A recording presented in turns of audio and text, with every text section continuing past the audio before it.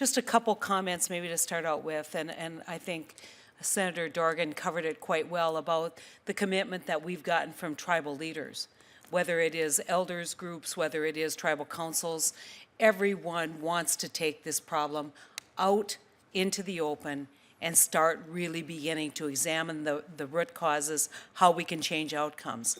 But what I want to talk with you about today, Senator Dorgan, is how we make this issue of those kids. Now, how many times we hear those kids? These are our kids. These are all of our kids. These are Americans. And I sometimes think that it's very easy for people who don't have the experiences that we have coming to Indian country to say, well, that's Heidi's problem, or that's Byron, or that's John's problem, you know, or Lisa's. And I mean, it's your problem. It's not our problem. And I think one of the reasons why this has been allowed to continue is we have not created a dialogue in this country that says these are our kids. And this is a shame when this happens. This is on us. This is on all of us because we're the adults. How do we build that broader support beyond a committee like this, beyond a room like this? How do we build the broader support, Senator Dorgan? Very hard to do. As you know, many of the Indian reservations, particularly in the northern Great Plains, are far from population centers, you know, out of sight, and same as in Montana. I mean, you land at Billings and drive down to the Crow Reservation, and there's so much there that is not seen or not understood by the American people who've made a commitment to them.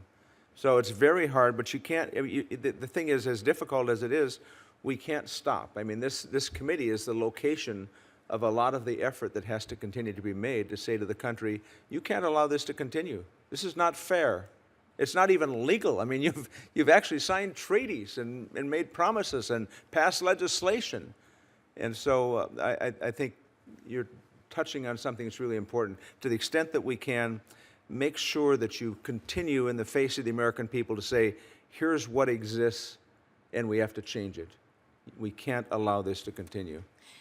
Just to close with a story, it's about a friend of ours, a guy named Al Lick, who for years worked for the children of North Dakota, and he was doing a program where he was trying to figure out how we could do early intervention, how we could do some prevention work, and he was visiting all across the state of North Dakota, and every place he went, people would tell him, you can't do that.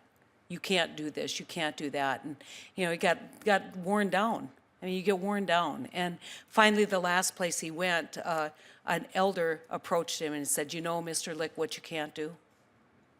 And he just thought, here it comes again. She said, you can't give up. And it's really important that we don't give up. It's really important that we don't forget or lose our sense of responsibility. Thank you.